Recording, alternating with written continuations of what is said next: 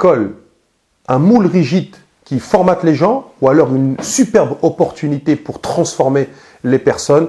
C'est ce que je vous propose de traiter aujourd'hui dans cette vidéo.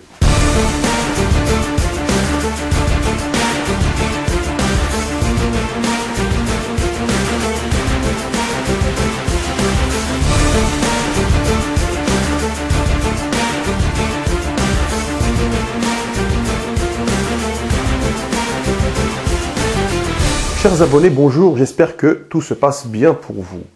L'école, fameux sujet, tout le monde en parle, l'école ceci, l'école cela, l'école à droite, l'école à gauche, le ministre, nanana, nanana, blablabla, voilà. En réalité, de quoi parlons-nous? Alors, il y a des gens qui pensent que l'école, en fait, c'est trop formel, trop contraignant, pas assez tourné sur le bien-être de l'individu, de l'enfant, etc. Et d'autres personnes qui pensent que l'école, c'est une chance pour tout le monde d'atteindre un certain niveau de connaissance en calcul, en écriture, en appréhension d'une certaine culture. Donc ça, c'est, on va dire, les deux pans du débat, les deux groupes face à face, les deux opposés, entre guillemets. Mais parce qu'il y a un mais, vous pensez bien que c'est pas aussi facile que ça de répondre à cette question-là. Ceux qui pensent que l'école doit être basée uniquement sur le bien-être de l'enfant, et tant que l'enfant ne trouve pas son compte par rapport à ce bien-être, personnellement, je pense qu'il se trompe énormément et très profondément d'avoir mis au centre l'enfant. Je ne parle pas de l'intérêt de l'enfant, mais l'enfant comme thermomètre d'un système dont il n'est pas conscient lui-même. Ça, c'est pour moi quelque chose qui relève de je ne vais pas utiliser de qualificatif trop fort négativement, mais quand même, c'est pas malin du tout, pas du tout. Parce que le bien-être de l'enfant, quand l'enfant il n'a rien dans sa tête, c'est avoir une autre opinion de ce que peut-être peut produire un enfant pendant son apprentissage. Ce qui ne veut pas dire qu'on ne considère pas l'apprenant ou l'enfant comme un adulte en devenir, ce qui ne veut pas dire que l'on n'aime pas l'enfant, qu'on ne pense pas à lui, pas du tout. C'est pas ce que j'ai dit et c'est pas ce que je veux développer comme idée. Par contre, ce faux argument de dire oui, on n'était pas heureux à l'école, donc l'école c'est pourri, ça c'est d'une nullité extraordinaire. C'est pas une démarche scientifique, ça relève pas de l'argumentaire et on construit rien du tout avec des arguments de ce type-là. Et ça, il faut en être conscient. Pourquoi? Parce qu'on rend pas service aux enfants quand ils vont à l'école. L'école, c'est pas des cracheurs de feu ou des gens qui vont vous ramener des nounours ou des bisounours, ou alors on va utiliser des techniques pédagogiques. On va tellement faire de détours pédagogiques et de fins pédagogiques au bout d'un moment, les techniques d'apprentissage, enfin les résultats d'un apprentissage, ils sont nuls. On a voulu jouer à ce jeu-là pendant des années. Aujourd'hui, on se retrouve avec des chiffres quand même qui sont assez inquiétants au niveau de la lecture et de l'écriture. Et je vous renvoie à ce propos aux travaux de Franck Ramu,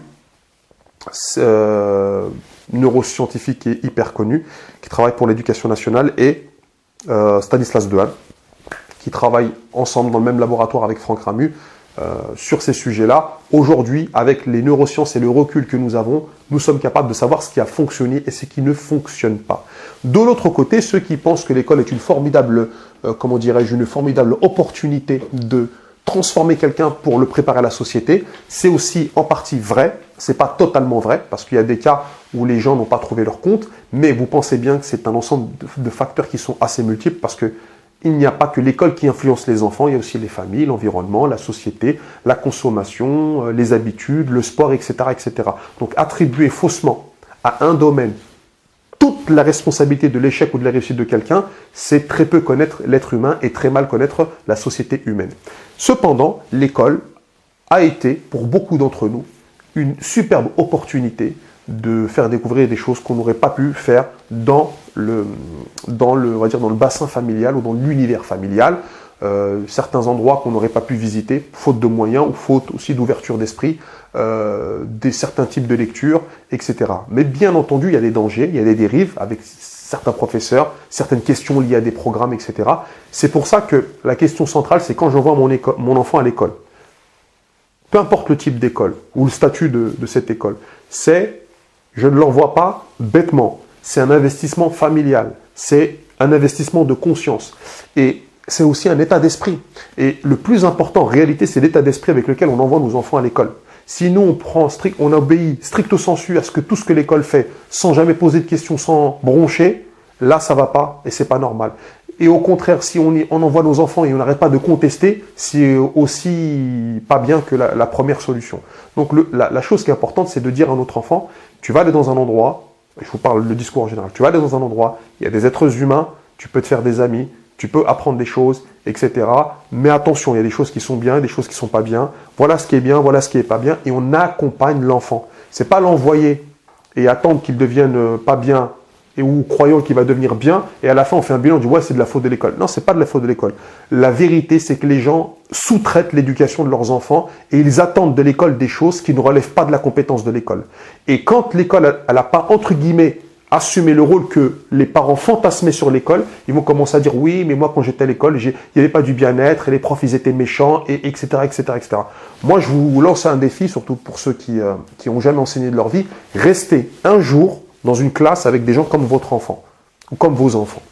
Si vos enfants sont bien, bon, vous ne voyez pas de quoi je parle, mais quand vos enfants ils font mal à la tête au professeur, je peux vous garantir que vous ne tiendrez pas une seule journée. Il n'y a qu'à voir les statistiques de démission des enseignants chaque semaine dans l'éducation nationale, allez les consulter et revenez dans les commentaires me dire comment vous voyez les choses. Voilà ce que je voulais vous dire sur ce sujet-là. J'ai bien conscience que ce n'est pas un sujet facile. Pour moi, l'école, elle propose des choses, elle est ce qu'elle est. Et ceux qui jouent aujourd'hui à ce jeu un peu dangereux de critiquer l'école parce que c'est facile, parce qu'aujourd'hui, il y a Internet, parce qu'aujourd'hui, on a trouvé une certaine liberté et d'accéder à la culture et de s'exprimer, les deux. Là, maintenant, il y a une mode de critiquer l'école. On ne va pas crier avec les gens, avec les hurleurs, on ne va pas crier avec les hurleurs. Ça sert rien à mon sens.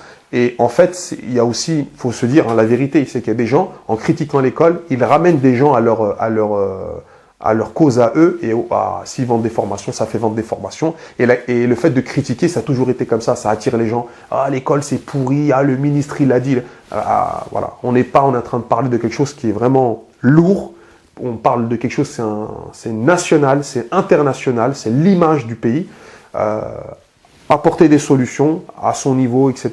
Un autre petit point, juste pour terminer, les gens qui fantasment sur